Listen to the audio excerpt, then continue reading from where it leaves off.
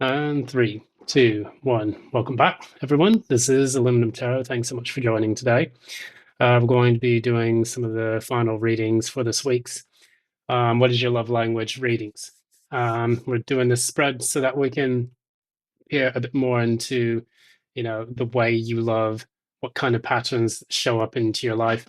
And additionally, we're looking into certain cycles that we can break in order for us to find true fulfilling happiness in love.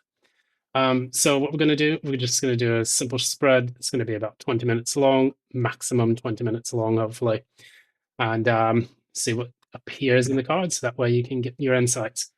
If you like this channel, please be sure to give a like, share, subscribe. Please ding the notification bell. Feel free to also comment below.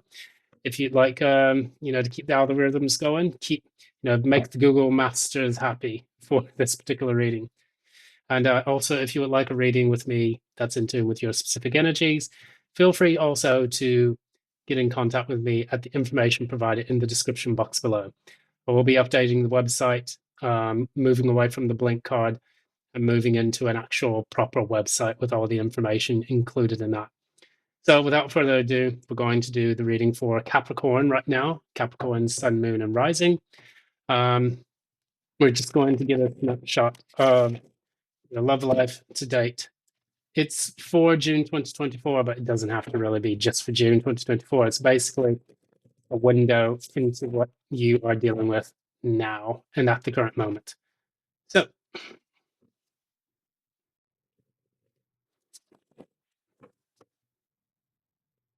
what is Capricorn's love language? Divine One, Spirit, please show me the information about Capricorn's love style patterns emerging throughout their love life and things that we need to know.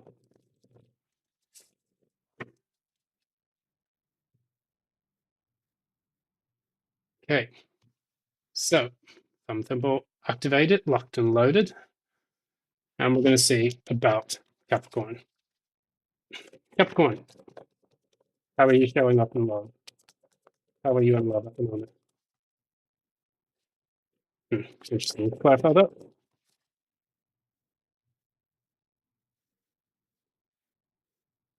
Right. How does Capricorn? Who does Capricorn attract? What kind of people do Capricorn attract?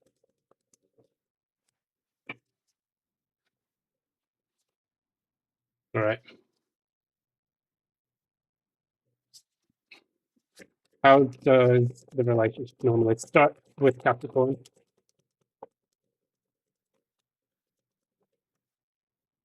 Okay.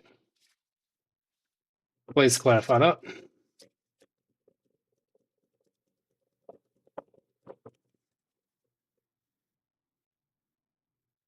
A lot that's coming out here. Okay. How do excuse me, the relationships proceed after that?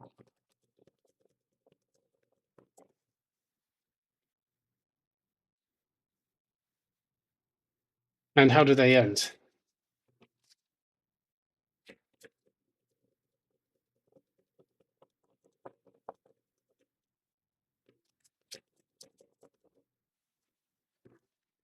All right, so here we go.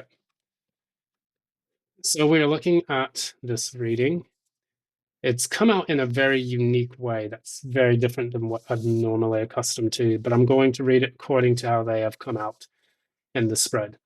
So first off, at the bottom of the deck, we have Temperance, which is the card that basically it talks about equal give and take, well, kind of equal give and take, but more about experimentation. Also learning how to remain balanced, trial and error. It's also about coming into equilibrium after a period of a rough patch, basically, because Sagittarius is represented by that card, and it follows the card of, it actually precedes precedes the Devil, actually, because that's card 14. Devil is card 15, Tower card 16. And then after that, the Star comes.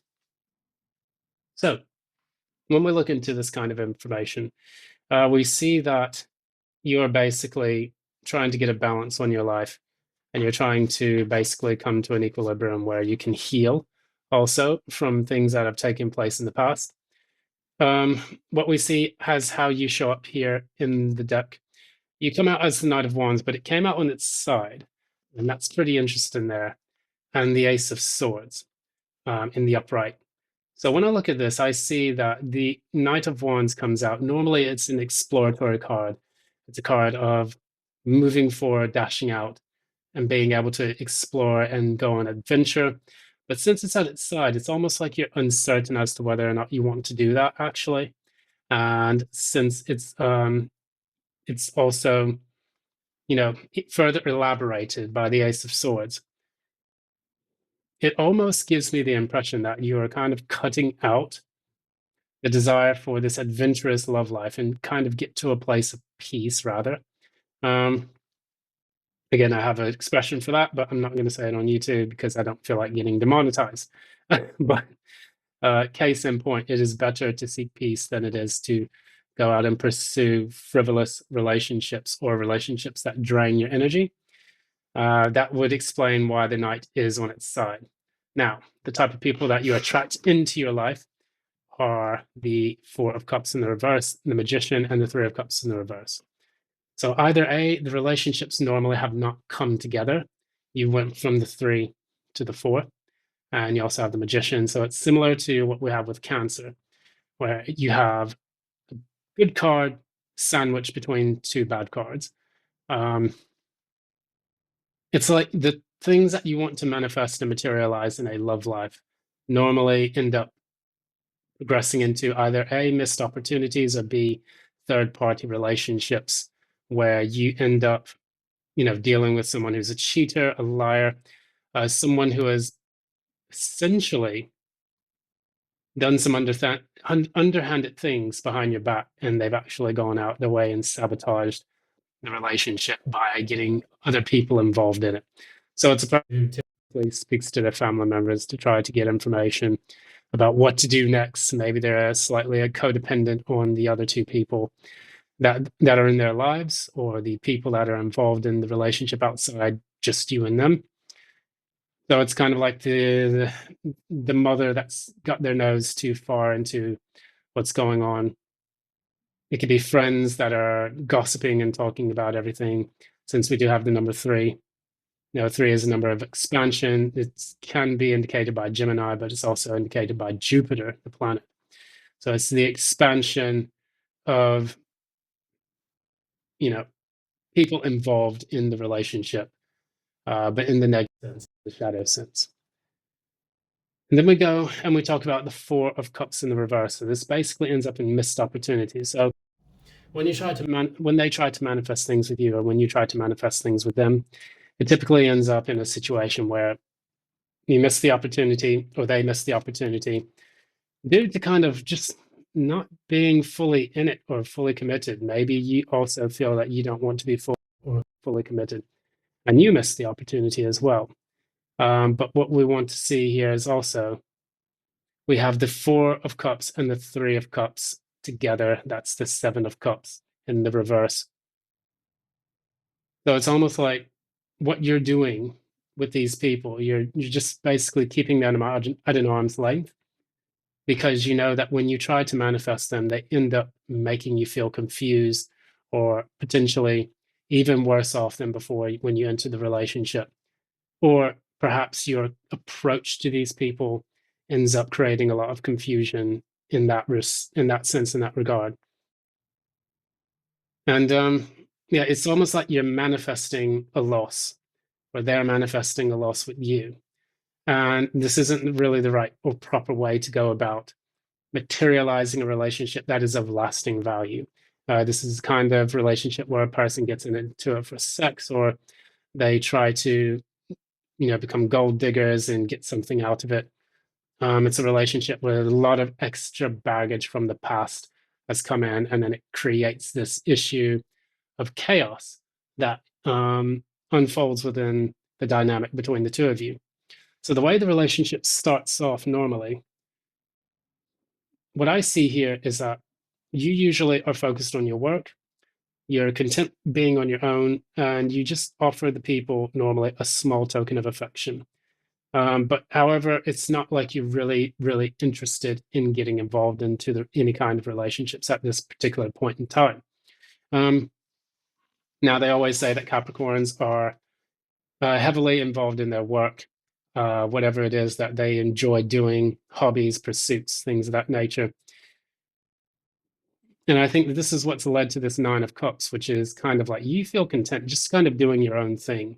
There's almost like a lot of Virgo energy involved in this as well, because you have the Eight of Pentacles, you have the Page of Pentacles as well.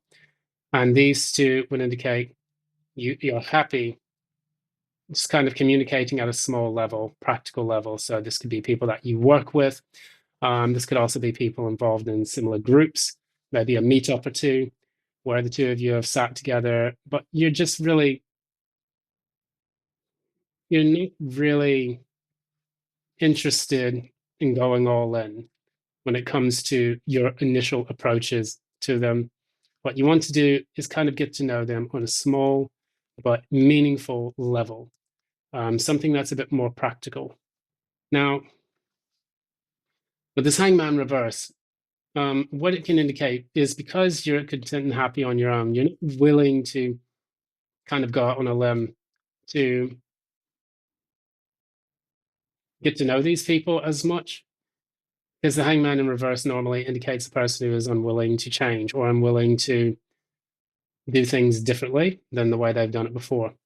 Um, the Hangman normally is trying to get enlightenment by turning their world upside down and putting themselves in uncomfortable situations where they can receive that enlightenment. But in this, not so much. It's usually the opposite.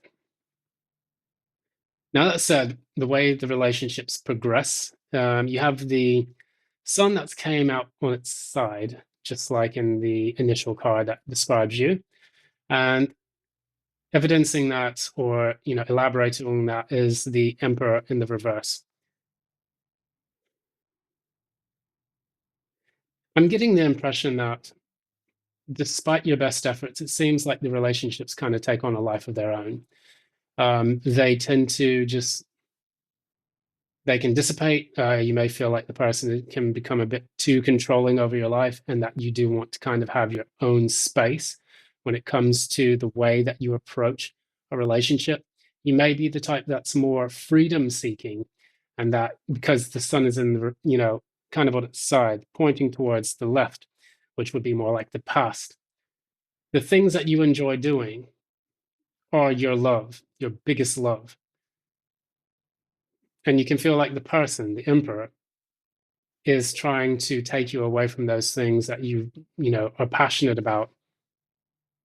And they may do this in a controlling manner, or you may find that your happiness doesn't really stem or emanate from this relationship. And this is because of circumstances beyond your control. Perhaps the people leave, perhaps people move, perhaps the people just lose interest.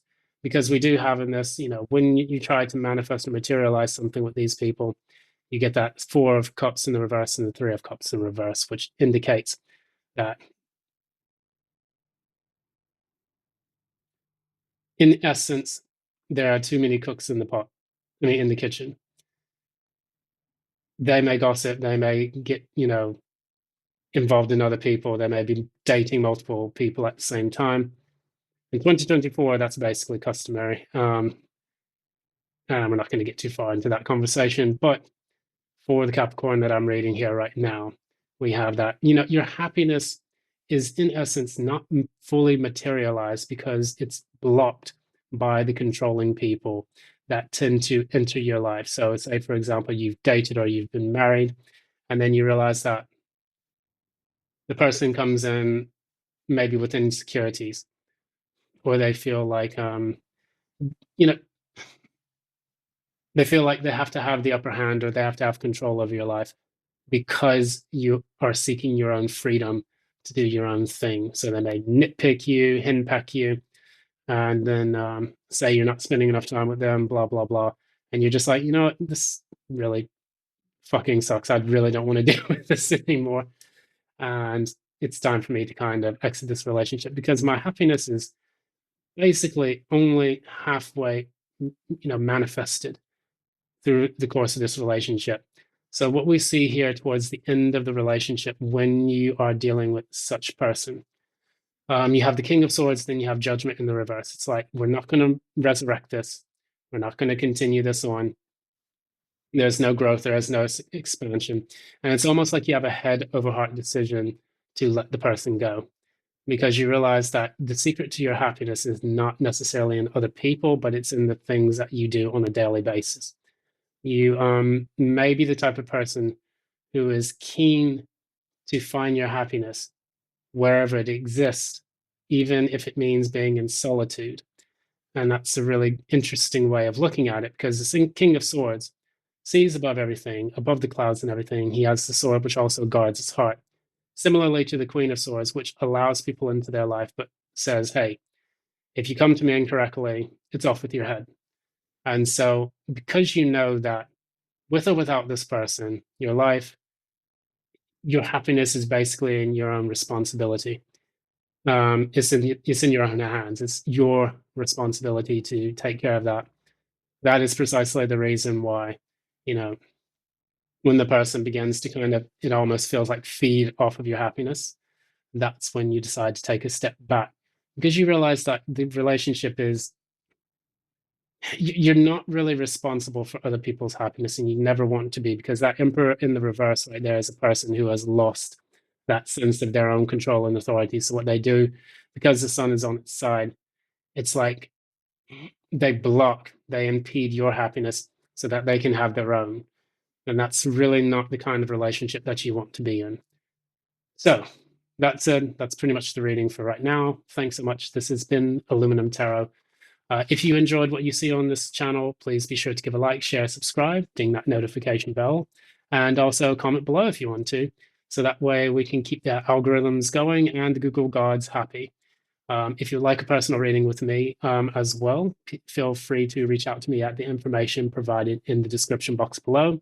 I will soon, within the next 2 weeks, have a fully running website that will allow me to take the orders in and have it a little bit better presentation than the way it is now. I don't think the blink card is going to be it.